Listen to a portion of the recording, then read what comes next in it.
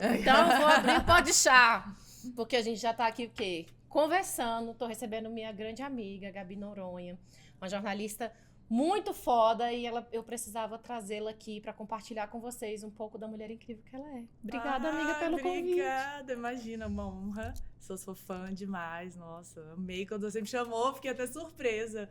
Muito obrigada, uma honra estar aqui. Gabi, a gente estava conversando aqui sobre um monte de coisas, né?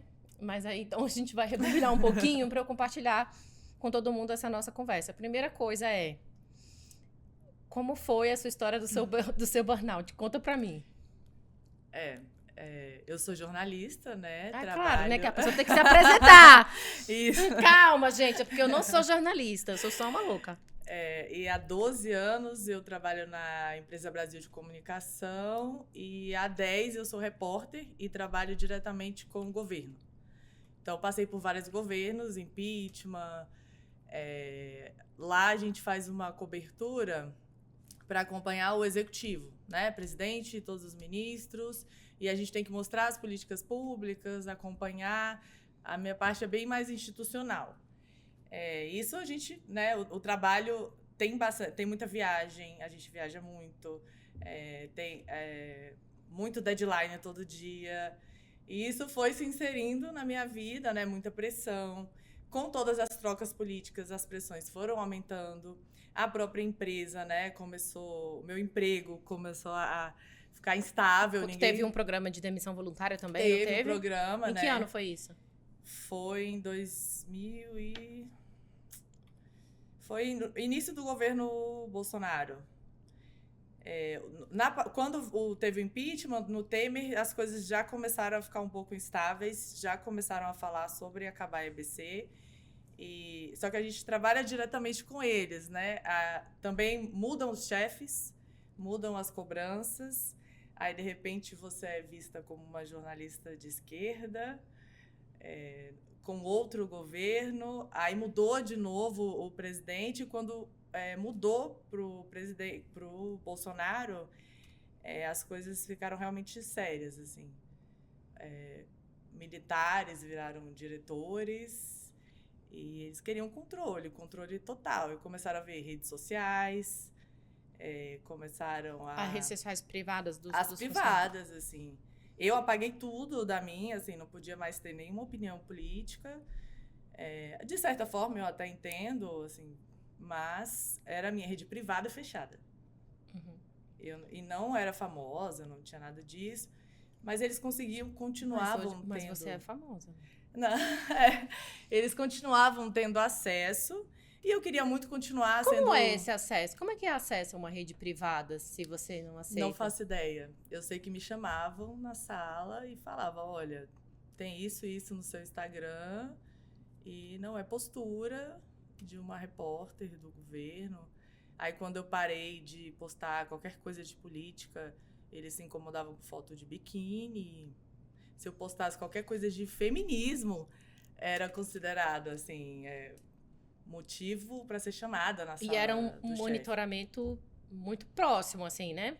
Muito próximo. E eram, assim, alguns chefes eram da casa, eram pessoas que trabalhavam comigo já desde muito tempo. E botaram suas asinhas de fora e ficaram muito felizes de poder fazer esse tipo de perseguição com muita gente. E eu só queria continuar no meu trabalho, fazendo, assim... eu sempre tive uma postura muito clara de, apesar os meus ideais políticos, no trabalho eu sou a mesma pessoa. Óbvio, eu não ia mentir, eu não ia falar por nenhum governo, mas no trabalho eu respeito, faço minha matéria, mando. Então, sempre tentei respeitar e achei naquele momento que quanto mais eu ficasse calada, ficasse quieta e obedecesse, eles iam me deixar em paz. Só que nisso, vai juntando, assim, várias coisas. Nossa, a empresa está acabando, teve um programa de demissão voluntária, e aí, né, eu tenho filho. Você viu muitos amigos se despedindo nesse momento? Muitos, assim, jornalistas maravilhosos. A empresa foi se deteriorando. E, pô, N questões, assim, naquela época era muito importante para mim. Eu não trabalhava por... Assim, eu ficava assim, como que eu vou sustentar meu filho? E você fica naquela pressão e foi virando uma bola de neve com outras coisas da minha vida. Aí eles me chamaram, não gostaram, mais uma vez, de um post que eu não sei como eles tiveram acesso. Aí me chamou e falou, olha, você não vai mais poder ficar na reportagem. Eles não podem me demitir porque eu sou concursada. Uhum. Tem que ter alguns trâmites para me demitir, né? Aí falou, então a gente vai tirar você da reportagem. Aí te colocaram de stand-by, assim? Nesse dia nem falaram para onde eu ia, assim. Eu fui embora, assim, porque eu cheguei, fechei minha matéria, para mim tava tudo tranquilo. De repente me chamaram e falaram, olha, eles não gostaram. E eu ficava assim, eles quem? Como era, tipo, a chefe falava tipo era sempre alguém. O assim, Boninho. Sei lá. Era sempre alguém. Você ficava assim, como assim, sabe? Aí esse dia foi acho que foi o gatilho máximo, assim, que aí eu não aguentei. Aí? Cheguei em casa, aí fiquei uns 3 dias sem dormir, chorava e perdi totalmente o rumo. Aí fui parar no hospital, psiquiatra, tratamento, fiquei um tempo de fora para reorganizar tudo. Amiga, você se sentiu na ditadura? Senti.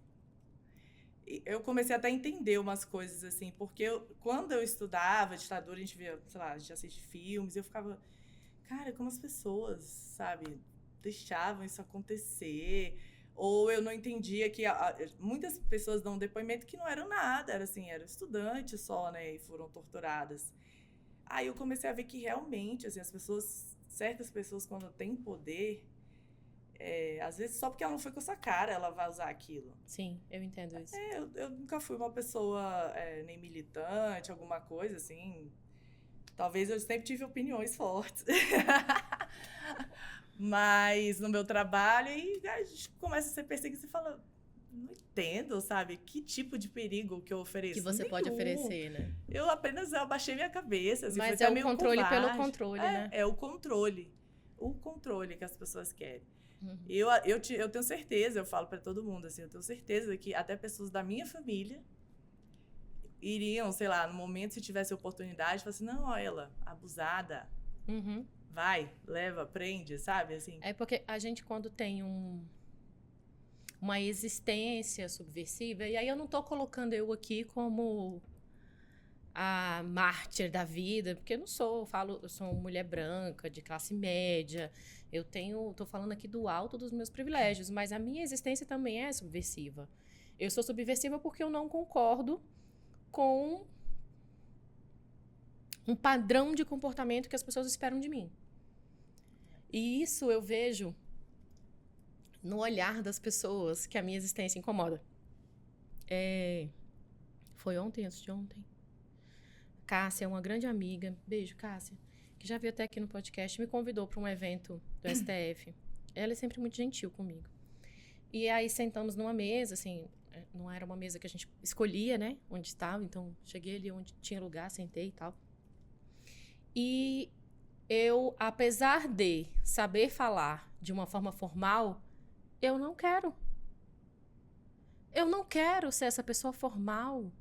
Eu não quero ser uma pessoa que me comunica de uma forma que as pessoas não entendam o que eu falo. E eu tô falando das pessoas, é a maioria do povo brasileiro. Eu não tô falando das pessoas iguais a mim. As pessoas iguais a mim eu sei que vão entender o que tô falando. Eu quero falar para outras pessoas. E isso se estende a eu falar da forma que eu falo, da forma que eu me comporto em outros lugares. Tinha uma promotora de justiça na mesa, e a gente estava conversando sobre uma coisa, e em certo momento eu falei, eu preciso conversar com você sobre isso, que era um caso que tá acontecendo numa satélite, que a promotoria tem se posicionado de uma forma que eu entendo que deve ser revista. Enfim, a gente estava conversando sobre isso. Aí eu virei para ela e falei, tu me atende? Eu vou lá para conversar com você. Ela, se você marcar, eu posso ir. E, assim, eu percebi o incômodo dela de eu falar informalmente com ela. E eu percebi incômodo também de outras pessoas na mesa. Do falar informalmente, de dar risada, de besteiras. Sim, nada de coisa boba, sabe? Assim, de rir de si mesmo. Então, esse comportamento subversivo, ele incomoda muito além do que a gente pode imaginar. Porque eu, por exemplo, não imaginava que eu poderia incomodar tantas pessoas. Acho que você também, né? Se colocou nesse mesmo lugar. Tipo, não saberia isso. Eu acho que você, como advogada, entende também uma coisa da mulher jornalista. Porque as pessoas querem te colocar em caixinhas de comportamentos, de modos de vestir, de modos de falar, para medir sua intelectualidade, a sua capacidade de trabalhar, né, no jornalismo. A mulher que trabalha com política, a mulher, ela tem que se vestir de uma forma, se ela está na TV, ela tem que ter essa certa... Então, assim, as pessoas se incomodam se você... Não, sei Coloca lá, uma cor diferente. Eu coloquei, nossa, um piercing, aí já... Sei lá, algumas pessoas, não, mas esse piercing. Eu falo, cara, mas você não devia estar escutando o que eu tô falando, ao invés de estar pressionando. Aí, não, ela tem tatuagens, então, acho que ela não é boa para falar de economia. Sabe, as pessoas querem botar você numas caixinhas e quando você, de alguma forma, não cabe dentro dessas caixinhas e se recusa, você incomoda, assim, incomoda. É tipo, tá, mas aí ela tira foto de biquíni, aí ela gosta de ir pra balada, mas ela é uma jornalista, mas ela também fala sobre política, sobre economia. Gabi, você acha que isso vem de um lugar de achar que a gente ou é uma coisa ou é outra? Dessa dualidade do bom, do bem e do mal, do bom e do ruim?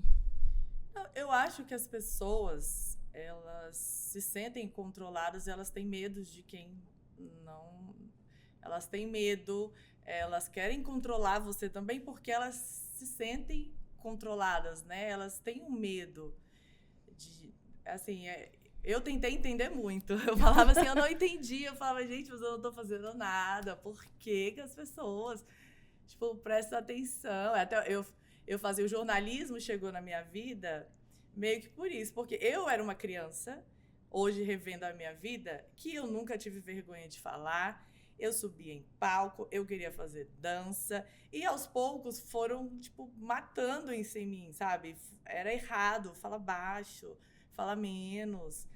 Você dança. Se encolhe. Se encolhe. E escrever, pra mim, desde criança, eu tinha cadernos, que eu sou dessa época, né? Como faziam os astecas. Eu sou até hoje, minha querida. Como faziam os astecas, eu sou uma pessoa de usar ferramentas tecnológicas, né?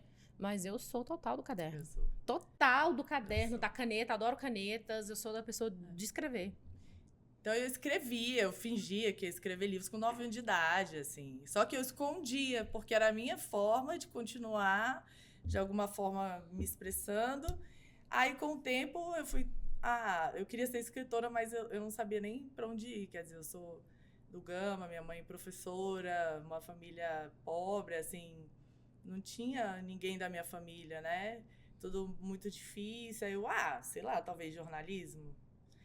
E minha mãe falava assim, minha filha, jornalismo, a gente não conhece nenhum jornalista.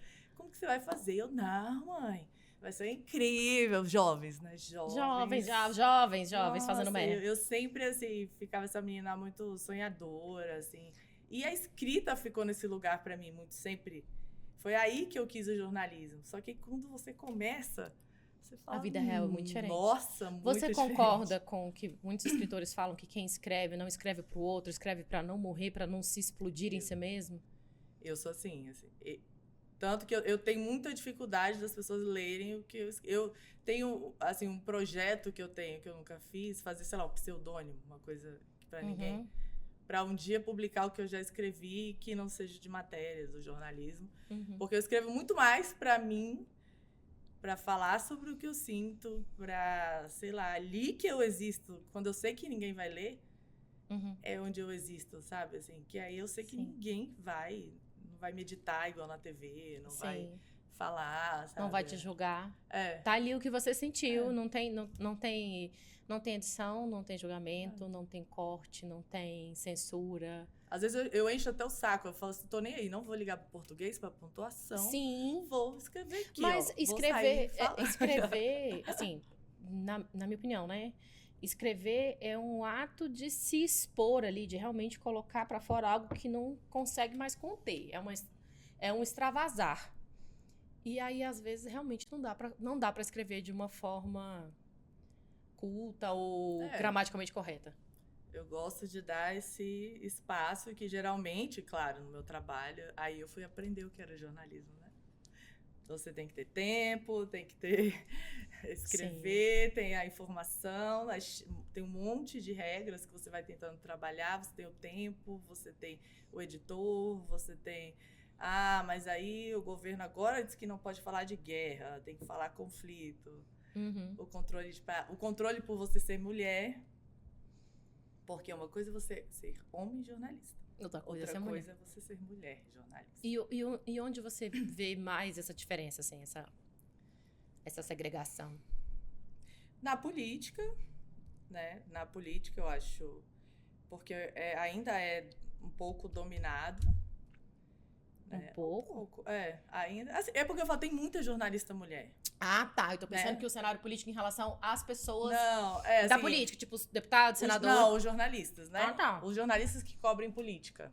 Entendi. Tem muita mulher, né? Tem muita mulher hoje na chefia, nas redações. Eu, inclusive, conheci uma jornalista antes de ontem, nesse evento que eu tô te falando do STF, que falou que te conhece. O nome dela é Zaya, da Globo. Globo Geopolítica. Acho que aquela... Desculpa, Zaya, se eu não tô lembrando do seu nome. A gente cruza. Então, assim, tem muita. E hoje, assim, você briga por espaços, né? Eu acho que o que incomoda é isso. Aí, ainda tem aquela história, a gente não vê, assim, no jornalismo, não sei, no Congresso. Tem que ter muito contato. Você tem que tomar café com o deputado, você tem que, né? Ainda mais hoje, que é o jornalismo que precisa do clique. Então, você precisa muito mais do furo. Aí você tem que ir atrás de gente que vai te dar aquela notícia. Aí o jornalista toma café, a jornalista toma café, mas a jornalista vai sair de... Puta. Piranha que tá dando E o jornalista de pessoa que faz network. Ninguém vai se importar, né? A jornalista, nossa, aí, se você é da TV, você tem que ser bonita, mas o bonita... Não pode ser muito bonita, tem que ser mais ou menos bonita. Porque daí você, burra, assim, sabe? Se você é simpática, você dá. Se você conseguir alguma coisa, aí, não, você deve estar saindo com o cara. Mulher não tem um mundo de paz, né? E dentro dessa, ali, na hora que sai, vamos supor, estamos na frente do Hospital Sírio-Libanês, esperando uma notícia do estado de saúde do presidente. Na hora que corre todo mundo ali. Eu sempre quis saber essa parte. Sai o médico, sai o jornalista, tudo correndo atrás. UFC. É o UFC, né? UFC. Tipo... A gente chama quebra-queixo o nome. QQ é quebra-queixo. Porque é literalmente isso. Você enfia o microfone, vê um em cima, vê cinegrafista em cima, e vai todo mundo ali para enfiar o microfone e pegar a melhor imagem. Se não tiver uma coisa organizada assim, jornalista não tá nem. Mas é tipo assim, depois tá todo mundo de bem ou as pessoas brigam depois? Não, fica todo mundo de bem, você já sabe, a gente ri, aí às vezes vai um fica com o braço, um sovaco na cabeça do outro. Eu me dou bem porque eu sou alta. Aí eu sempre fico assim por cima. Mas tem umas baixinhas. É tipo assim, quando eu era criança, a gente brincava, você é criado em satélite também, sabe como é? A gente brincava na rua, correndo na enxurrada, e é isso. E aí minha avó chamava pra entrar uma vez, chamava pra entrar 2 vezes. Na terceira vez, ela ia lá pra fora com a espada de Ogum. Aí eu e meus primos, a gente entrava, todo mundo junto, porque o último que passasse levava uma lapiada. Nesse momento, era vale tudo. Eu acho que era o quebra-queixo. É o quebra-queixo, vale tudo. Vale tudo. E entrou, e quem entrou depois amigo. Não pode ficar com raiva. Geralmente quem cobre, assim, política, quem cobre, por exemplo, eu fico muito no Palácio do Planalto, todo mundo se conhece, você toma café, você convive muito. Nas viagens são as mesmas pessoas, todo mundo amigo. Essa hora não tem ninguém amigo. Mais ou menos você ajuda, às vezes, um colega que tá morrendo a segurar o microfone, mas assim... É cada um por si. E Deus por todos. Caralho, eu acho que eu ia me dar bem nisso. Porque, tipo, também quando estourava o balão, tu lembra, amiga, das festas de criança que estoura o balão? Eu tinha um combinado. Assim eu tinha um combinado com a minha prima. Ela era maior que eu, a Leilane, e ela empurrava e eu catava os doces, entendeu? Que aí a gente dividia no final. Assim, às vezes também tem 2 que juntam e tal, mas tem que ficar esperta. O jornalismo é muito amizade, pauta à parte, assim, se você conseguir só você conseguir entrevista, só lamento. Colega, que pena, né? Sorry. Tem muito, assim, sobre essa questão, além do quebra-queixo, por exemplo, lá que a gente faz muitas viagens, né? E hoje... Você acompanha o Poder Executivo, Isso, né? o Poder Executivo. E o Poder Executivo inclui também, por exemplo, Exército, Forças Armadas, inclui a Polícia Federal, inclui a Polícia Rodoviária Federal, inclui muita coisa. E tem umas viagens, assim, pra Amazônia, não sei, que eu amo. Hoje eu estou um pouquinho mais cansada, mas eu amo, assim, aquelas coisas absolutamente insalubres, de você ir em teco-teco, avião em teco-teco, ficar no meio de uma barraca. Cara, eu acompanhei amo. uma viagem sua pra Moscou.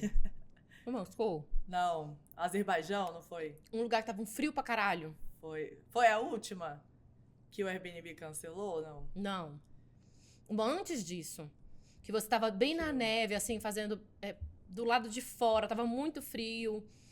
Eu acho que era Moscou, ou era alguma Não, coisa na Moscou. Rússia. Não, Moscou eu não... Agora que foi a Jéssica do... Mas eu já Não, você, não acompanho, não sei nem quem é Jéssica. Nos seus stories, Não sei. tinha eu acompanhei e falei, gente, que Porque loucura foi essa? o Azerbaijão agora tava muito frio Que foi da COP. Da COP. É, Não foi desse agora, não. Tem tempo? porque Vamos ver. essa tem tempo? Deixa eu Uhum. pensar. Ah, é porque já foi muita viagem. Leste europeu, assim. São 10 anos viajando. Viagem pra caralho. 10 anos. Gabi, Perrengue. eu fiquei muito me perguntando uma coisa quando eu te convidei pra vir pra cá. Primeiro, eu fui te stalkear lá nas suas redes sociais, coisa que eu já sabia, a gente já se conhece há muitos anos. Mas eu fiquei me perguntando uma coisa: o que é uma boa pergunta? Eu fiquei pensando, gente, o que é uma boa pergunta que eu posso fazer pra uma jornalista? Não tem no Brasil, não tem, por mais que eu possa me esforçar. Não existe uma boa pergunta. Mas você tá ótima.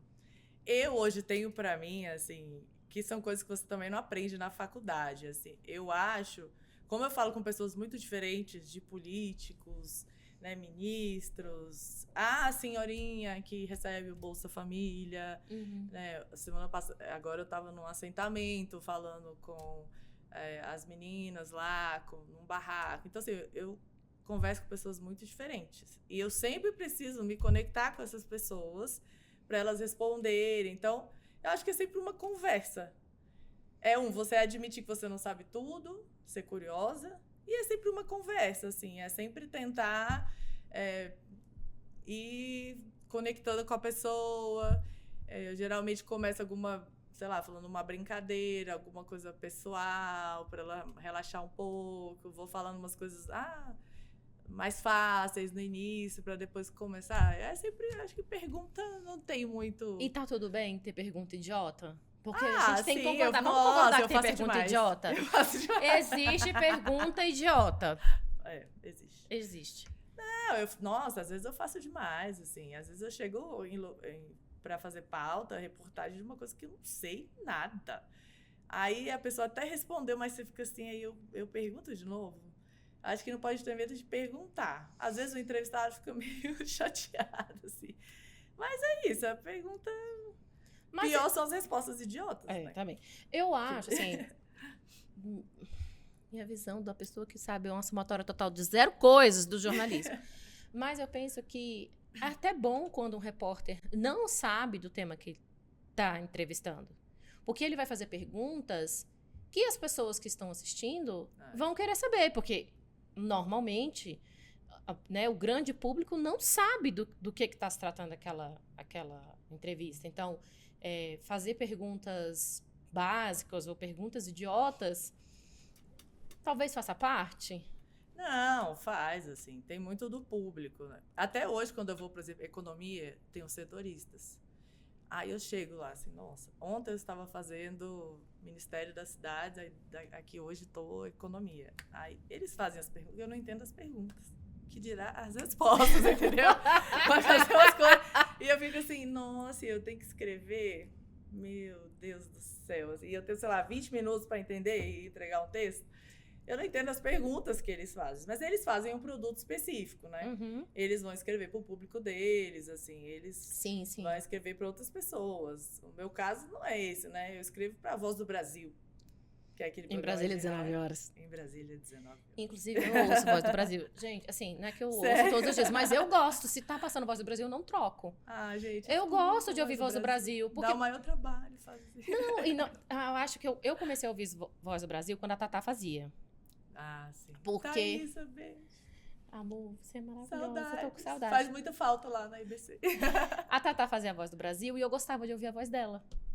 Eu gostava de ouvir ela falar, aqui é a Thaísa Dias, não sei o quê. Eu achava isso o máximo, Ai, ela é ouvir a minha amiga maravilhosa, na rádio. Isso eu achava incrível. E eu comecei a tomar gosto pela Voz do Brasil. Isso tem, sei lá, foi 2010, 2011 isso que a Tatá fazia a Voz do Brasil? Algo assim.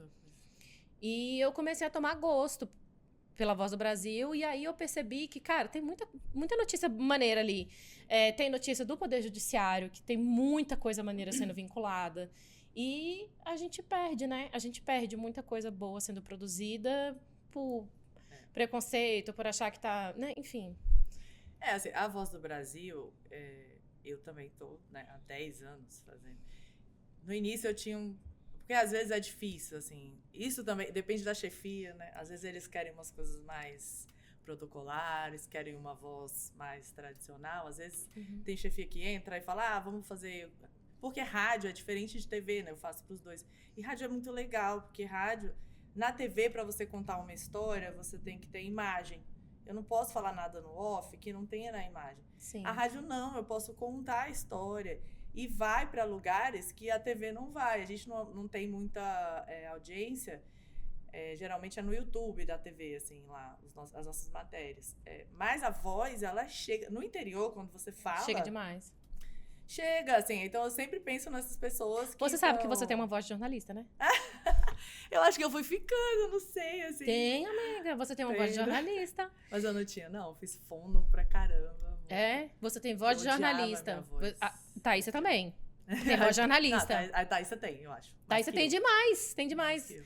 E eu acho maravilhoso, assim, não é uma crítica, é massa. Mais que eu acho, ela tem. Mas eu acho que a gente muda a nossa entonação, o nosso tom de voz, a depender do lugar que a gente tá falando. Você não acha que a gente muda? Eu tenho pra mim que a gente muda. Muda. Até quando eu vou entrevistar alguém, eu percebo, eu tô conversando, e a pessoa tá aqui, tranquila. Daqui a pouco, se a gente liga a câmera, a pessoa, mano, vai falando assim, sabe? Nos offs que eu gravo, eu tive que aprender muito, porque eu falando normal, primeiro que minha voz ficava sempre... E pra falar, aí engole as palavras. Quando você vai só ouvir, engole as sílabas, assim, eu engolia muito e... Eu misturo meio que um sotaque goiano com mineiro, que era da minha família, aqui de Brasília. Fica tudo doido. Aí, pra eu pegar um ritmo, ao mesmo tempo você tem que ficar falando um pouco normal. Hoje não usa muito você ficar cantando, né? Que é aquele jornalismo, assim, muito... Eu sei como é. Hoje em Brasília, sabe? Uma coisa muito formal. Hoje não usa muito, mas é difícil. Gabi, e você acha assim, para base de quantas vidas que a gente precisa fazer fono e treinar a nossa eloquência para chegar perto de Erika Hilton? Só para ter uma ideia, assim. Não dá. Aquilo é dela, assim, ó, maravilhosa. Meu irmão, que diabo é aquilo? Maravilhosa. Aquilo é dela. Acho que não tem fono. Não tem, né? Não. Porque é uma eloquência... E assim, ela pronuncia apaixonada. todas as palavras, todas as sílabas. E maravilhosa, assim, ó. Aqui, ó. E assim, não, no meio daquela loucura. O que é isso, no meio né? daquela loucura. Porque eu falo, quando eu estou no congresso, eu perco toda a minha esperança no Brasil, assim. Eu fico depressiva. Eu fico assim, gente, são eles que estão cuidando do futuro deste país. É a desgraceira, né? Quando você acompanha uma sessão, você fica assim. Não, é horrível. Eu fico... Aí, graças a Deus, né? Tem pessoas como a Erika Hilton. Aí começa a falar, você fica assim... Quer dar um abraço. Não, e assim, é muito impressionante. Uma vez eu vi ela dando uma entrevista que você tem que articular a boca grande. Tipo assim, falar as palavras... Bem falar. Gente, eu já tentei, amiga, mas nunca deu certo. Eu fico pensando, gente, sério, eu fico me sentindo o burro do Shrek. Não, você fala super bem. Não, amiga, mas não dá. Fala assim. Pelo amor de Deus. Não, mas igual a ela, não né? tem condição. É um negócio do planeta. E o conhecimento aqui, ó. O conhecimento. Não, é isso, ela consegue articular, ela consegue unir várias coisas, que é construir um raciocínio rápido no meio de uma fala, falar de maneira organizada para que o outro possa entender, falar de maneira com que todas as sílabas de todas as palavras sejam faladas inteiramente e ainda com um tom de voz imponente. É muito tempo de treinamento, minha irmã. Não tem possível. É o dom, eu acho. Ela deve treinar, mas é o dom. Eu falo, às vezes estou com um assunto tranquilamente, aí, cara, vou entrar ao vivo. Eu começo a falar e não sei. Dá frio na barriga ainda? Muito. Eu sempre fico assim, e começo, sei lá, vozes, conversar com a minha cabeça. Quando eu vejo, eu falei, sabe, quando já falei uma coisa assim, meu Deus, que bom que as pessoas às vezes não percebem, sabe? Você vai estar falando. Então, você tem aquela onda de ficar escutando no ponto e não conseguir raciocinar enquanto não consigo. Já teve, eu tô falando e alguém gritou, encerra! Aí eu, cortou na hora, assim. Volto com você no estúdio, sabe? Tipo, eu não consegui mais. Tem o ponto. Às vezes, já aconteceu várias vezes de estar e não desligarem lá o ponto. Ou eu ficar ouvindo a minha voz, ou eu ficar ouvindo o estúdio enquanto eu tô falando. Aí fica o sanduíche ishi. Uhum. Gente, ninguém lembra do sanduíche ishi, né? Pois é, ainda é a nova geração gosta desse... Foi um meme. Vou contar pra quem não conhece. O sanduíche ishi foi uma nutricionista que foi dar uma entrevista e ela tava com um ponto.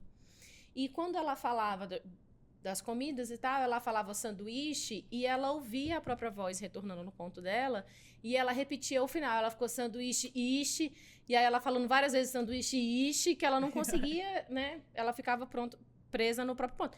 Eu ia ser o sanduíche ishi. Você ouvir a própria voz. Não, eu ia ficar nessa. Do sanduíche ishi, com certeza. Ainda mais que chega com atraso, amiga. Não tem raciocínio que dê conta. Você falar e depois você falar, aí você tá tentando falar a próxima palavra e tá repetindo na sua cabeça, assim. Aí eu tiro. Você tira, assim, o fone. Eu achava que tirar o ponto era um ato de, tipo, insubordinação, assim. Tipo, não quero ouvir o que o meu diretor tá falando. Foda-se você. Pode ser, mas geralmente, se você tira quando tá algum barulho, alguma coisa que tá atrapalhando, que deu ruim lá no estúdio, aí você tira pra continuar falando, assim.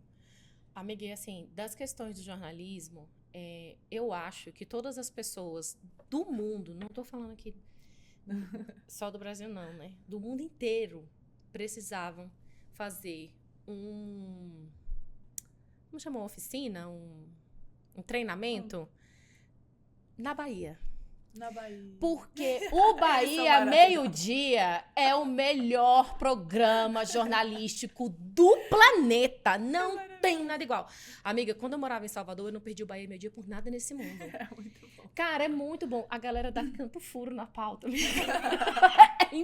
É do nível imperdível. Gente, se você nunca teve acesso ao Bahia Meio-Dia, por favor, procura no YouTube Bahia Meio-Dia. Cara, assim, das coisas mais hilárias que eu já vi no jornalismo estavam no Bahia Meio-Dia. E eu assisti a maioria delas ao vivo. E como é pro jornalista simplesmente lidar com uma pessoa furando a sua pauta? Por exemplo, o jornalista foi pro açougue. Eu assisti ao vivo isso. O pobrezinho foi pro açougue falar sobre a alta do preço do frango. Ai, coitadinho. Aí a pessoa fala... Não tá... Aí, entrevistando várias pessoas, não achei não, que tá caro não. Não, tá, pra mim aqui tá até na promoção, eu tô comprando hoje aqui 3. E aí, como é, assim? E aí? Cara, ao vivo, assim, ao vivo é o meu grande calcanhar de Aquiles no jornalismo. Eu demorei muito porque eu sempre ficava muito nervosa, atrapalhada, então foi um trabalho. E quando eu trabalhei no SBT aqui local... tinha que fazer uns vivos maiores, assim, porque lá na EBC são coisas mais governo e tal, Palácio do Planalto, o texto certinho, né? O texto certinho. Aí, no local amiga, você quer mais cerveja? Eu aceito. Eu quero um mate que eu trouxe da latinha. Porque nós bebe e fala. Bebe e fala.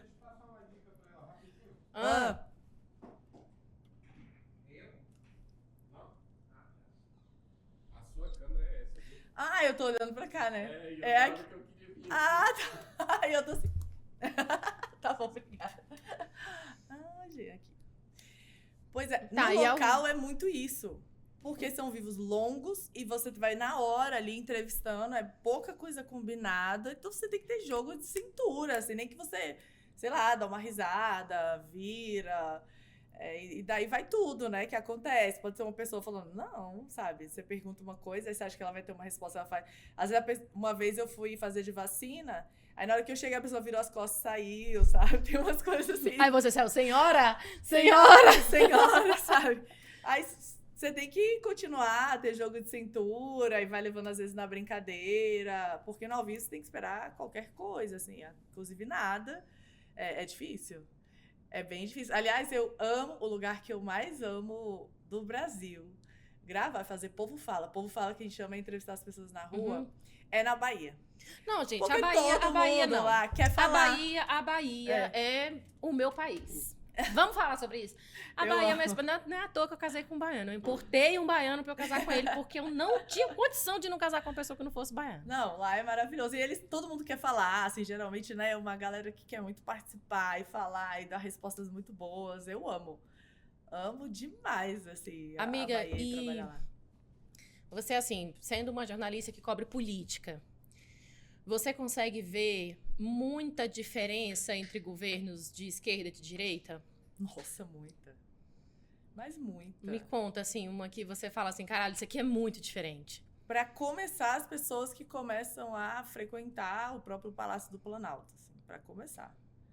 Quando eu comecei a ver, gente de novo, né, negros, gente tatuada, mulheres, indígenas. Gente! Antes era branco, velho, branco, sei lá, o pastor. Uhum. Vira uma coisa assim, sério, era bizarro de diferente. assim, quem cobre política sabe, não existem bandidos e mocinhos, né? Todos têm os seus problemas, mas alguns têm mais problemas. Óbvio que a gente sempre vai ter uma crítica, a gente sabe que nem todo, né, não tem heróis, como as pessoas querem acreditar na política. Mas, cara, a diferença é muito grande, assim, das pautas, dos lugares que você vai, das matérias, das políticas públicas, né? Muita gente reclama do governo de esquerda porque tem os grupos de trabalho, algumas políticas públicas não são visíveis naquele momento, né?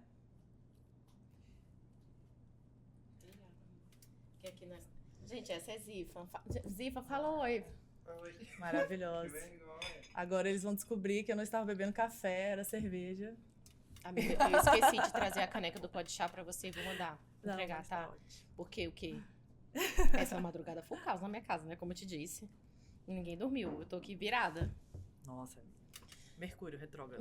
O Mercúrio, ele não tá retrógrado, amiga. Ele tá acontecendo alguma coisa com o Mercúrio que nós temos que chamar ele aqui pra conversar também, que tá errado isso aí. Esse final de ano eu tô assim, não dá. Acaba.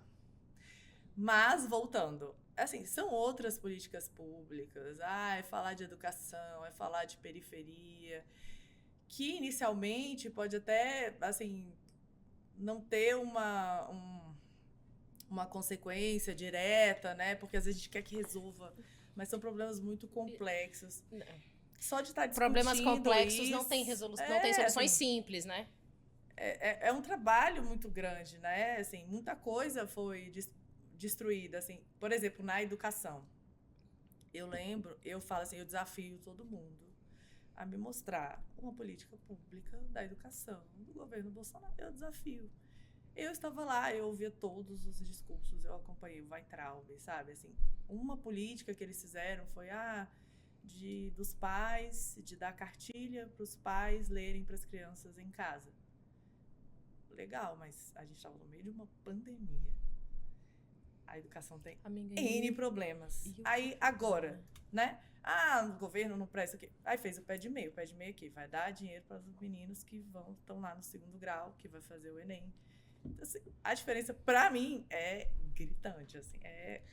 Mas sabe o que eu acho, Gabi? Assim, eu vi um vídeo no TikTok. E eu tenho pra mim que o TikTok é fonte confiabilíssima. Tá? Todas as minhas pesquisas. Se tá no TikTok é porque é verdade. Minhas pesquisas são baseadas no TikTok. Eu escrevendo minha tese de mestrado agora, eu tinha vontade de escrever fonte. Confia, isso é verdade. Não, a gente Eu vi em adora algum no lugar. jornalismo fonte Vozes da Minha Cabeça. Vozes da minha cabeça. É tipo isso. E eu vi um cara falando que com apenas algumas... Um cara dizendo que... Apresentando um estudo. Que algumas perguntas, que com apenas algumas perguntas, você consegue identificar se uma pessoa é de esquerda ou de direita. Porque trata-se da capacidade dela de se importar com problemas que não acessam diretamente a ela. E aí, eu achei isso muito interessante, que segundo essa pessoa que estava falando no TikTok, uma pessoa de esquerda, ela consegue ver problemas até a sua, sei lá, 7ª camada. E se preocupar com ele. A pessoa de direita, ela se preocupa com problemas que estão tangenciando ela somente aqui na 1ª camada. Bom, segundo essa pessoa. E aí eu acho que a gente, e eu falo eu e você, especialmente, a gente tem uma visão diferente sobre esse tipo de política pública, principalmente no tocante à educação, porque somos mulheres periféricas. E a gente sabe o quanto isso nos toca, o quanto isso é fundamental para tirar a gente de um lugar, nem do lugar geográfico, mas do lugar do que se espera da gente, né? A gente sabe, assim, eu tenho uma angústia muito grande, porque até jornalistas, sabe, tá lá acompanhando e tem uma coisa meio cínica de tapar mesmo os olhos para a realidade, assim, e eu acho que hoje tá tão complicada essa divisão direita-esquerda, tá tão complicada, assim, porque você não vê mais um projeto político do outro lado. São coisas... Sabe, qual é o projeto político? Não tem. Aí, A Sadi fala muito isso, que, assim, que na cobertura jornalística da época das primeiras das eleições que elegeram o Bolsonaro, ela passou a campanha inteira sem entender qual que era o plano de governo. Não existia. Não tem. Era só acabar com o que tá aí. Não tinha um plano de governo. Queremos fazer isso, X, Y, Z. Não tinha um plano de governo. Em nenhum momento foi apresentado um plano de governo. Assim, e eu tô falando de gente que trabalha com isso há muitos anos, né? A Sadi trabalha com isso, sei lá, milênios, né? Tipo, e não tinha nada, assim, não tem nada. E todo mundo finge normalidade. O que é isso? Que loucura é essa? Não tinha políticas públicas. Não tinha, assim, sei lá, viajei lá para o interior do Pará para fazer uma matéria sobre regularização fundiária para grileiro numa terra indígena. Ô, amiga, você não quis cortar os pulsos, não? Então, aí veio o meu burnout, né? Quis muito. Um episódio de A Voz do Brasil que eu me lembrei, que eu sempre ficava assim, olha, eu preciso passar informação, né? Assim, também é importante o que eu estou fazendo, e com aquela angústia, né? De você estar acompanhando aquelas coisas. E, de certa forma, se sentindo parte? Conivente. Até covarde, sabe? Assim. Ai, caralho. Mas eu pensava assim, não, porque o Ministério da Saúde tinha campanhas importantes que são gente do Ministério, para além da política, né? Então, eu tenho que falar sobre isso. Eu ficava assim, martelando. Aí um dia eu cheguei em casa, tarde, cansada pra caramba. Aí tinha uma série da Globo, que aí era a época de Getúlio. Aí é um dia lá que o Getúlio que o exército vai quebrar tudo, né? Aí tem uma senhorinha ouvindo rádio. E é A Voz do Brasil, o programa. Oh, amiga, aí você se fudeu. Na Voz do Brasil tá assim, nossa, o Brasil é incrível, não sei o quê. Nananã. Aí na rua, tá o exército batendo. Pautorando. Eu chorei a noite inteira. Eu vou ser lembrada assim, na história. Vai, um pouco. Amiga, desculpa, mas é verdade. Assim, não que você não tem culpa e nem participa. Tem várias matérias minhas em blogs de extrema-direita que eles usam pra defender o Bolsonaro. Assim. Oh, amiga, que tristeza. Pelo menos eu tava de máscara. Eu posso falar que talvez não sou eu. Mas sabe o que eu acho? Assim, eu acho que o controle da narrativa é essencial. O fato de você falar isso aqui, por exemplo, é um controle de narrativa, amiga. Você tá contando a sua história na primeira pessoa, né? E assim, a gente é feita de muitas camadas. E até mesmo por ser quem somos, a gente não tem o luxo de dizer, não vou fazer. Não tinha como. É muito mais difícil. Eu precisava do dinheiro, era o meu trabalho, assim. Até falaram, não, então por que você... Né? Muita gente saiu do PDV e foi bem corajoso mesmo. Saiu para outro lugar, não aguentou. E eu falei, nossa, muita coragem, porque eu largar um concurso... Não, eu entendo. Na realidade que a gente vive... E o jornalismo hoje totalmente precário, assim, absurdo. Sim, inclusive, eu acho que, você me corrige se eu estiver errada, o jornalismo passa por um momento muito delicado de ser pessoas qualificadas sendo substituídas por influencers. Assim, não estou falando dos influencers, estou dizendo o quê? Notícias devem ser vinculadas por pessoas que estão qualificadas para isso. É minha opinião, assim, eu não sei se faz sentido para você. A gente está numa mudança, primeiro que, assim, é um massacre, né? Com as tecnologias que vieram para ajudar, você tem que mandar cada vez mais rápido, você tem que mandar o texto cada vez mais rápido, você tem que ser mais rápido, você tem que entregar muito mais, são menos pessoas nas redações para entregar muito mais, ganhando menos também, assim. Hoje, muita gente trabalha de pessoa jurídica, não trabalha mais com contrato, grandes jornalistas, né? Assim, vai ficando meio descartável também a informação e todo mundo hoje é produtor de conteúdo. O jornalismo usa muito disso, né? Assim, tem muita coisa no jornal hoje que foi alguém que gravou, isso facilita de certa forma. Mas quem agora é o dono da informação, né? Eu, jornalista, eu tenho que me responsabilizar. Se eu publicar alguma coisa... alguma coisa errada, de certa forma, meu nome tá lá. Mas aí, quando, sei lá, o blogueiro, como que ele se responsabiliza? Isso, mesmo assim, o jornalista se responsabilizando já deu muita merda, a gente sabe. Já teve jornalista aí que fez merda, que publicou coisa errada, que deu ruim. Amiga, sem contar fake news, né? Eu queria falar da pandemia, mas vou falar da pandemia e depois a gente entra nas fake news. Você estava compartilhando comigo antes da gente gravar com o que era cobrir a pandemia. E eu vivenciei um momento que talvez você tenha presenciado mais de perto. Eu morava muito próximo ao Palácio nessa época da pandemia. E bem naquela época que Manaus estava sem oxigênio, pessoas morrendo, foi o aniversário do Bolsonaro. E passando no Jornal da Globo... Eu não gosto de falar dessa época, mas vamos lá. Traumas ainda. Mas passando no Jornal da Globo, as pessoas morrendo e fogos no Palácio. Nesse dia, depois desse dia, eu não assisti mais notícia nenhuma, porque não dava. Assim, gente, até hoje eu tô ainda... Eu falo assim, até hoje acho que eu não digeri a pandemia, não. Por coisas pessoais também, por pessoas que eu perdi. E por isso, assim, eu trabalhei na SBT no local, então a gente ia para o hospital, a gente entrevistava pessoas que perderam, né, infectologistas, e estava na EBC com a parte de governo Bolsonaro. Porque depois do meu burnout, eles tiveram que pedir para eu voltar. Porque lá não tinha ninguém para fazer, aí tiveram que pedir. E entrou uma nova chefe, que era, enfim, voltei, que é o que eu amo fazer, assim. Aí eu achei que dava conta e voltei.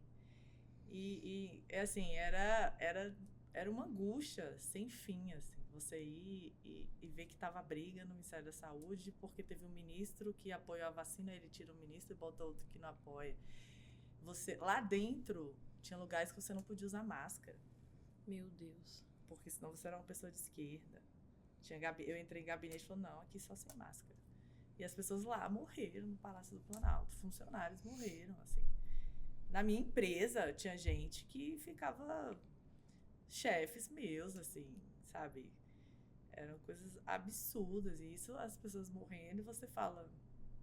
O que eu tô fazendo, né? Eu tô mandando a mensagem pra quem aqui? Então, assim, foi a pandemia, acho que até hoje eu tô digerindo, assim.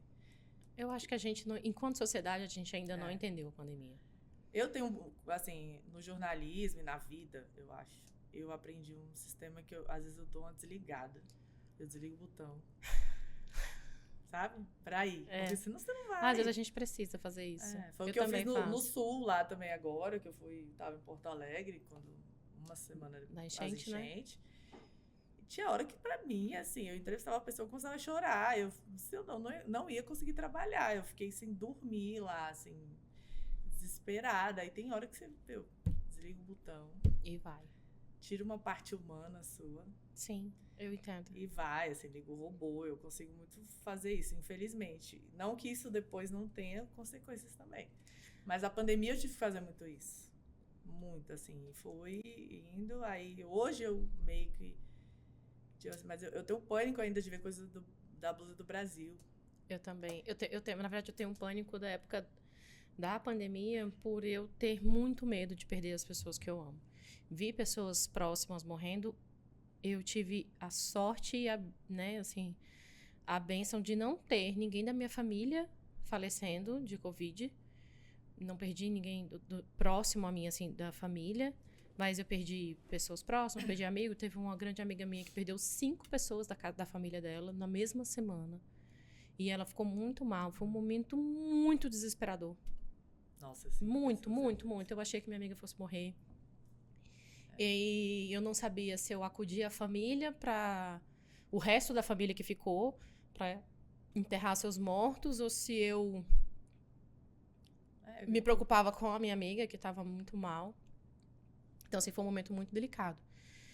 Mas a gente vai ter que superar essa pandemia por outro momento, que a gente não vai conseguir digerir isso agora nesse momento. Não. E aí eu queria falar sobre um outro problema que não tem solução, eu penso. Que realmente eu não consigo encontrar um norte de solução para fake news. Porque as pessoas entram nos seus mundinhos, nos seus universos paralelos, e elas ficam ali, acreditando nas mensagens, nas notícias que chegam por WhatsApp, e acham que todo o resto do mundo tá errado. E que só ela, lá, sei lá, o porteiro do condomínio acha que só ele mais 3 amigos têm a notícia verdadeira. Não tô diminuindo o porteiro do condomínio, mas podia ser, sei lá, o chefe de gabinete de alguém. Só ele que sabe que ele mais 3 pessoas que têm a notícia verdadeira do mundo. Que loucura é essa? Eu, enquanto pessoa, por exemplo, eu parei de tentar argumentar pessoalmente, até com amigos, família, principalmente nas minhas redes sociais. Porque eu percebo que se você não fala o que a pessoa quer ouvir, ela nem tá prestando atenção. Uhum. Tipo assim, não adianta eu falar que eu sou uma pessoa que eu trabalho há 10 anos, que eu escuto, sei lá, N discursos que eu acompanho o ministro, que esse é o meu trabalho, não é porque eu sou mais ou menos, esse é o meu trabalho. Aí você vai argumentar com a pessoa, não, mas o pastor falou, sabe? Eu falo, não, isso não aconteceu, eu tava lá, a pessoa olha pra mim, tipo assim, esquerda, sai, sabe? Aí eu parei, eu falo, querido... Mano, que loucura! Eu parei. Como jornalista, eu até comecei a fazer uns cursos para entender algoritmo, para entender redes sociais, porque a gente vai ter que mudar a nossa linguagem. Assim, tá muito claro que hoje as pessoas não passam do título, as pessoas não passam, sei lá, de 30 segundos de vídeo, as pessoas não prestam atenção. Assim, minha grande frustração é, você fica lá na matéria e você vai, trabalha e tenta entender, entrevista. Cara, aí a pessoa vira pra você e fala, nossa, tava tão bonita. Eu falo, nossa, mas... É sério? Pelo amor de Deus, tudo bem, eu gosto de ser, mas assim, não era isso, não é sobre isso, sabe? E as pessoas não passam. Hoje, assim, é muito difícil alguém que vai parar e vai ler. E essa é a realidade. É a realidade. É a realidade. A gente tem que aprender uma nova forma de se comunicar, porque nesse momento, eles aprenderam. Amiga, sabe uma coisa que eu ouvi? Eu ouvi esses dias, eu sou uma grande ouvinte de podcasts e de rádio. Eu acredito realmente no poder da comunicação. Sim. Por rádio, de verdade, assim, por muitas coisas. Eu acho que o podcast é o nosso radinho, sim, AM, FM das nossas avós, assim, que minha avó, todo dia de manhã eu tinha uma discussão com minha avó.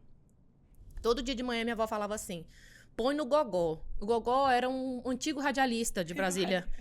Põe no gogó. Eu botava, só que tava no intervalo e o gogó não tava falando. Aí ela falava, não é o gogó. Eu falava, é o gogó. Não é o gogó, era o gogó. Aí ficava nessa discussão até o gogó falar.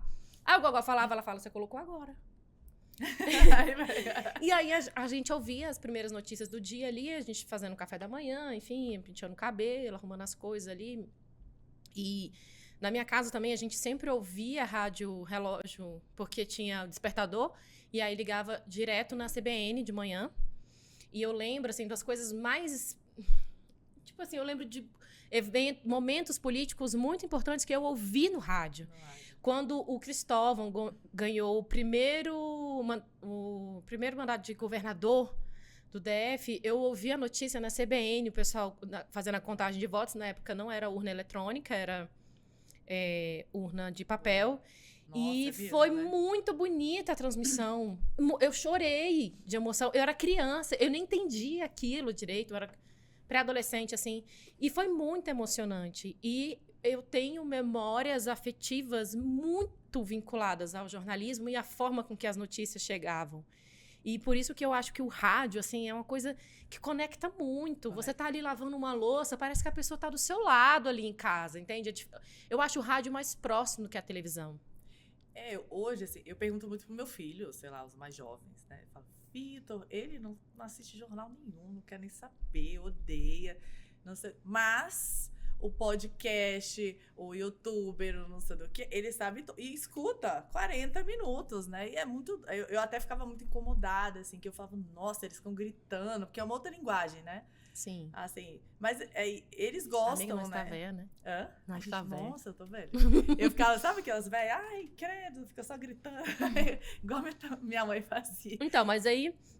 É uma mudança, amiga, assim. A gente vai ter que mudar, porque, assim... A gente por não enquanto, aprendeu. A gente ainda não sabe. Mas é muito difícil, assim, eu fico tentando... Eu vejo nos cursos, eu falo, nossa, eu ainda me esforço, mas eu fiz curso de datilografia. Aí agora, como que eu vou?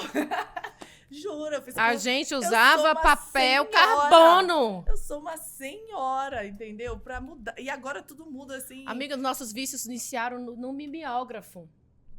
Sim. Como é que a pessoa que tá assim, viciada no álcool, cheirando o papel, vai do nada transformar pra uma linguagem de internet de 10 eu já segundos? fico assim, não, a nova geração vem aí do jornalismo, sabe? Tem muita gente que está estudando sobre isso, tentando. A minha grande preocupação é essa, não só no jornalismo, é que tem uma certa parcela de gente que eu não gostaria que tenha esse domínio, e tem esse domínio. Isso a gente tem que concordar, amiga. Eles têm esse domínio, sabe? A gente não sabe fazer. E a gente não é tão articulado. Só que a gente tá perdendo uma guerra, assim. É uma guerra, sabe? E vai continuar perdendo. Pois é. Eu não tô vendo uma mudança nisso, assim. Não, também não. Eu tava esperando, achei que... Não vai rolar. Os anos... Não vai rolar. Não tem, Não, assim, não tem. A gente tá falhando e falhando e falhando. E falhando. E eles estão crescendo e vem novos, assim, piores. Aí eu fico, que mundo é esse? Porque ao mesmo tempo que eles sabem uma linguagem moderna, eles propagam uma coisa totalmente conservadora. Eu tive acesso a uma pessoa que trabalhou no gabinete do ódio. Não vou contar aqui. Não posso falar, porque talvez amanhã fique a boca cheia de formiga. Mas... Aliás, eu já falei tanto aqui, meu Deus. Mas tudo bem, gente. Amiga, depois, se você quiser, a gente corta. Não, pode ir. Não. Foi o tempo agora também, eu quero falar. Fala. Eu fico impressionada, conversando com essa pessoa que trabalhou diretamente no gabinete do ódio, o quão truculentas são, maldosas, e assim, não tá nem aí. E assim, levam pessoas inocentes a acreditar em coisas absurdas. A Elma, que trabalha comigo, ela não vacinou os filhos dela porque ela ouviu que não sei quem, a vizinha de fulano, soube que não sei quem, a criança morreu de Covid. Mas ela não consegue olhar ao seu redor e dizer, cara, aqui na minha volta, aqui onde eu sei, onde eu tô vendo, alguém morreu por causa da vacina? Mas ela não acredita na pessoa, num profissional que está dando entrevista, ela não acredita no médico que vai, ela não acredita no ministro da saúde, ela não acredita em nada, mas ela acredita na vizinha, do avô, do amigo, que talvez tenha acontecido lá do outro lado. E é a forma de manipular a notícia. Conta como se fosse uma coisa que eles não querem que você saiba. Eles querem, gente, é vocês mesmo. E estão cooptando a juventude, assim. Pra mim é desolador, né? Assim, eu acreditava que o mundo, sei lá, era uma sonhadora, que a gente ia pra... Eu vejo hoje tanta coisa andando assim. Amiga, eu não acredito. Inclusive, hoje eu estava conversando aqui no estúdio, sabe o quê? Se o mundo acabasse hoje, a gente estava falando da diferença de zumbi e múmia. Que zumbi é tipo uma doença, tipo Covid. A pessoa morde e você vira zumbi. Múmia não. Múmia, se você morde, você só é um idiota mordido por uma múmia. E eu falei, se o mundo fosse acabar com zumbi, Eu, amiga, não ia lutar 1 minuto. Eu ia falar, morde aqui, me deixa em paz. Morde aqui, Só que eu não deixa tenho uma energia, R$1 de energia pra por favor. gastar. Já Se já fosse bebi a- demais, Se vai. fosse a múmia, eu podia até fazer alguma coisa, entendeu? Porque a múmia ela não tem muita coisa pra oferecer. E eu penso o seguinte, que nesse cenário do mais apocalipse que pode acontecer, eu não sou muito esperançosa. Eu Pois acho que a é. gente vai precisar lidar com essas novas formas de se comunicar. E eu acho que a gente vai precisar vivenciar, enquanto sociedade, enquanto humanidade, a desgraça humana para evoluir. Porque dentro da história, assim, historicamente, as coisas só evoluíram depois que pioraram. Piora muito, aí depois acontece uma guerra, uma briga, uma treta, vários morrem, aí melhora. Né? E aí a coisa vai caminhando. Eu não sou muito esperançosa, não. Ó, na época do impeachment, eu entrevistei um historiador e tal, a gente estava conversando e ele falou, não, o Brasil agora deve entrar no buraco negro aí de no mínimo 20 anos. Eu, Deus me livre, claro que não. Agora, o super 20 anos vai ser pouco, assim. É. Com as coisas que estão retrocedendo, assim, a falta de... Assim, não sei explicar. Eu fui uma criança, acho que a gente dos anos 90 acreditava, né? A gente pós-democracia. Mas aí, eu acho que é né? isso. Assim, a gente é de uma geração, amiga, que vivenciou. Assim, nossos pais vivenciaram a ditadura. E a gente vivenciou essa abertura democrática, assim, né? Sim. Essa transição. A gente veio de uma era analógica e também é da era digital. A gente vivenciou tudo isso e talvez a gente tenha uma visão um pouco mais positiva das coisas, né, até então. Mas eu não consigo ver pra muita mim, coisa boa no futuro. inconcebível. Eu falo assim, na era digital, meu, que isso? Tanta informação. Você pode pegar um livro no celular, você pode ouvir tanta gente, você pode... E as pessoas continuam ignorantes, assim, escolhendo merda, sabe? Cada vez mais e se informam menos e leem menos e você fala, Mas nossa, você já reparou que a eu tinha que pesquisar a na ignorância é Barça. feliz. Eu tinha que pesquisar Na na Barça. Entendeu? Eu tinha que ir lá pegar 30 livros lá de uma amiga emprestada Uhum. que eu não tinha pra ter informação. Quando eu tava grávida do meu filho, há 20 anos, eu tive que assistir o programa do Drauzio Varela. Não tinha celular, não sei do que, sabe? Uhum. Aí hoje tem tanta coisa e as pessoas escolhem isso. Amiga, e eu que Não. jogo na cara dos estagiários lá do escritório. Na minha época era tudo mato. E carregava processo no carrinho. Aí, Cara, tem maior humilhação que isso. Amiga, olha só, a gente precisava peticionar uma processos? coisa, né? Você tinha que ir ao tribunal, pegar um processo de 70 volumes, botar num carrinho, carregar aquilo pro escritório, analisar o processo, fazer uma petição e voltar com aquilo tudo pro tribunal. Era uma humilhação do caralho. Hoje se acessa do celular. Não vem me passar raiva, não. Porque se falar alguma coisa... Isso aqui, ó, você me respeita que eu cheguei, tudo era mato. Sua vida tá fácil. Não, jornalismo, telefone, você ia, não tinha celular, não tinha gravador, sabe? As coisas. Aí, pô, Você hoje tinha um MP3, amiga? Já tive. Pra gravar? Já. Já tive aquele gravadorzão. Sim, da de fita. Depois veio o MP3. Aí, hoje, eu pego meu celular, eu escrevo texto, eu gravo áudio, eu mando. Eu tô lá no Azerbaijão, eu mando coisas, sabe? Mas aí as pessoas escolhem isso. A gente usou a tecnologia para chegar aqui. A gente vai ter que caminhar muito Para ainda falar enquanto sobre... sociedade. Para, tipo, inventar notícias, para falar sobre mulheres que agora ficam em casa cuidando das... Como que chama que essa nova... Tem um negócio Nossa, tô que louca. é um negócio dos Estados Unidos até, né? Que a mulher faz o pão, que que a fica mulher faz não sei o lá, quê. Mulher troféu, uma coisa assim, sabe? Aí os meninos com tanto acesso, nossa, meu sonho era ser adolescente.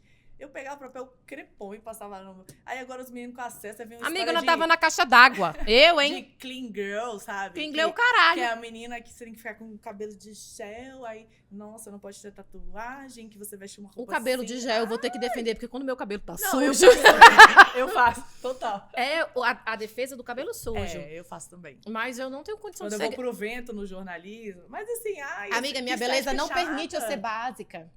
Eu não sou básica, eu misturo tudo. Eu misturo dourado com prata, eu boto uma coisa brilhante de dia. Foda-se, você lide com você com o meu brilho, que eu não posso ser... Eu não permito. Eu amo. Essa semana eu postei um stories e a pessoa comentou assim, uma pessoa X comentou assim, Carmen Miranda, é você? Nossa. Por conta dos meus acessórios. Eu falei, meu coração, eu sou neta de Dona Edma. Minha avó tinha 7 furos em cada orelha, 75 mil pulseiras em cada braço, 70 colares, anéis em todos os dedos. Você vai querer que eu seja uma pessoa básica numa boca de tempo dessa? Não tenho condição. Pelo amor de Deus, sabe? As pessoas vêm com essas estéticas, essa coisa de, querer voltar ao passado. Ai, gente, não, ó, não entra na minha cabeça. Aliás, amiga, eu queria falar, porque eu sou absolutamente sua fã, porque eu sou de uma época, né? Minha mãe, aquelas... Não, mas agora é sério, assim, eu falo, minha mãe foi uma mulher que sofreu violências, várias coisas, né? Então, quando eu vejo você falando sobre direito da família, que era uma coisa que não tinha também antes, né? Assim, não tinha esse olhar, assim.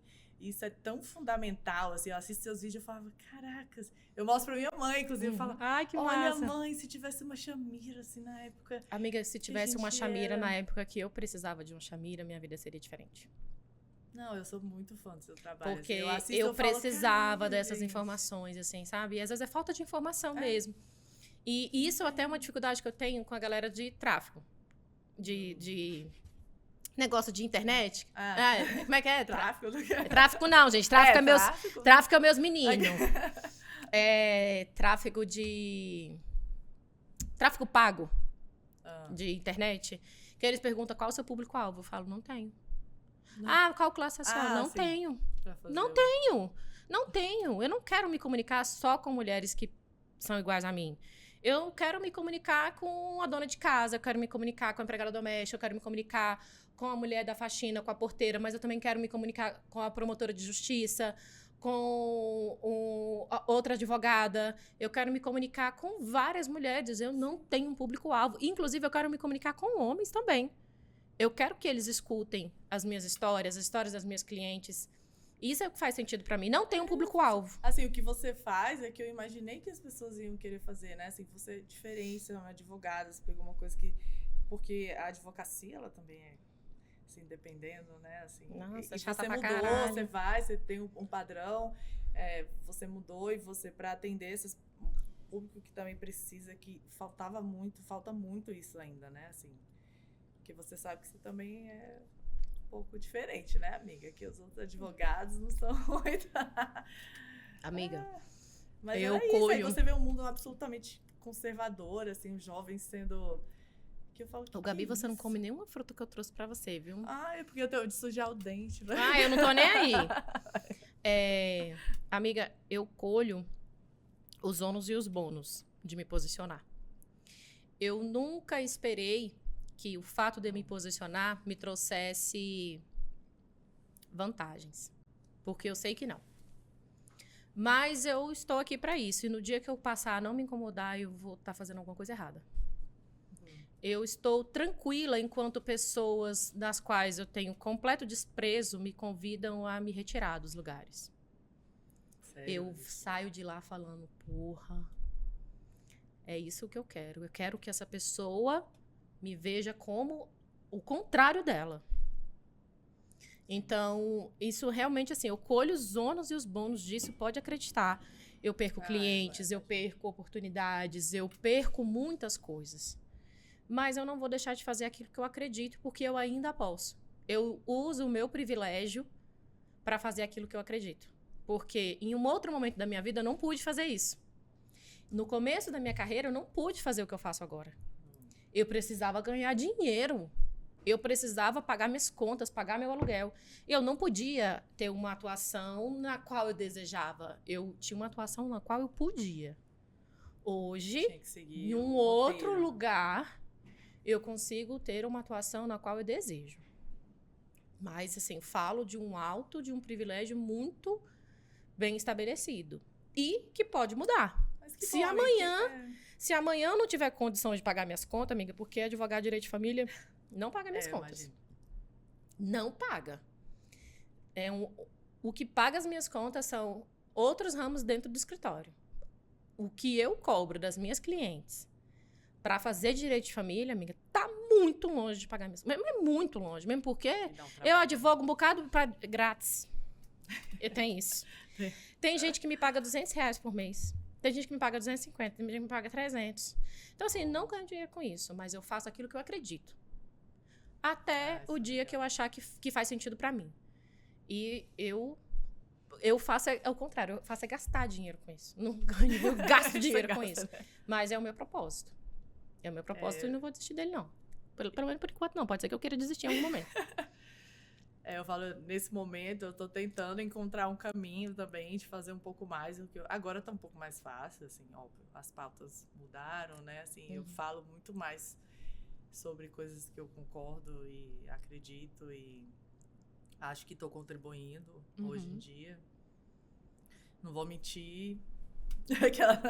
Mas hoje eu falo muito mais, mas eu penso muito nisso também, assim, né? Já que eu tenho um concurso, um privilégio, de tentar fazer alguma coisa diferente, de tentar ir pro lado que eu acredito. Porque é difícil, né? A vida vai passando demais, é um rolo compressor. Quando você vê, você já fez. E quando você vê, no nossa, looping. eu tô lá falando do Bolsonaro, sabe? Assim, é difícil. É foda. É difícil, porque a gente tem que ter a realidade, né? Você tem filhos, você tem casa, você paga tem conta. coisa Amiga, pra pagar, assim. grande parte da minha carreira, assim, da minha vida profissional, eu fiz coisas nas quais, assim, não é que não acredito, não era isso, assim, não advoguei pro demônio, né? Mas eu tinha uma advocacia que não me trazia propósito. E ainda tem isso, só que hoje eu consegui estruturar a minha vida e meu negócio de forma com que algumas coisas aconteçam já sem minha supervisão, entende? Aí abriu espaço para que eu pudesse fazer outras coisas. Mas isso é uma caminhada de muito tempo e que nem eu sei que é de muito privilégio. Eu tento fazer assim, por exemplo, hoje, em viagens, eu me sinto talvez muito mais preparada fisicamente, psicologicamente, para fazer qualquer coisa do que os homens. Então, assim, aí lá, às vezes tem a campanha do coleguinha, que é, não, porque as jornalistas lá, não, eu consigo mais do que você. E tem jornalistas fodas também, que todas conseguem lá. Então, assim, eu tento, antigamente falava assim, não, você é ótima com personagem, mas economia, aí eu falava assim, tá, porque eu realmente gosto mais de personagens. Eu parei e falei, não vou agora, eu sei fazer economia sim, eu sei, melhor que ele. Então, assim, como mulher, hoje eu falo... E amiga, tem aquela coisa da gente precisar se impor pra qualquer coisa, sim, né? É uma desgraceira isso. Você lutando. Mas daí você se veste de uma forma, sim. Isso não quer dizer, eu tô lendo livro mais que ele, assim. Meu colega botou uma foto de sunga e ninguém ligou. Se eu botar uma foto de biquíni, todo mundo liga. E eu costumo dizer que eu sou uma rapariga. Eu sou uma rapariga letrada. Claro. Eu sou mestra. Em breve, doutora. Mas continuo sendo uma piranha. Entendeu? Que eu sou uma rapariga letrada. Todas somos. E, Gabi, a gente vai ter que encerrar, porque o povo apresentou uma placa dos minutos, já tem tempo, e eu só ignorei. Amiga, não consegui fazer todos os quadros que eu gosto de fazer, perguntar várias coisas, porque o nosso papo foi embora, e aí eu não quis também interromper. Muito obrigada pela... gente, muito obrigada pela sua participação. Eu espero ter sido uma boa entrevistadora para você. Muito, você é maravilhosa. E muito obrigada por compartilhar a sua história com a gente, por compartilhar, assim, eu me sinto muito honrada de ter uma pessoa tão importante sentada assim na minha frente. E eu finjo completamente normalidade. Gente, não. Não, eu me sinto honrada de vir aqui participar, espero ter contribuído de alguma forma. Eu assisti alguns outros, eu falava, nossa, era só mulher incrível. Eu falei assim, meu Deus, espero ter contribuído, não ter falado amiga, foi maravilhoso. E eu sou muito sua fã, te adoro. Obrigada, viu? Obrigada mesmo. Obrigada, amiga. Obrigada.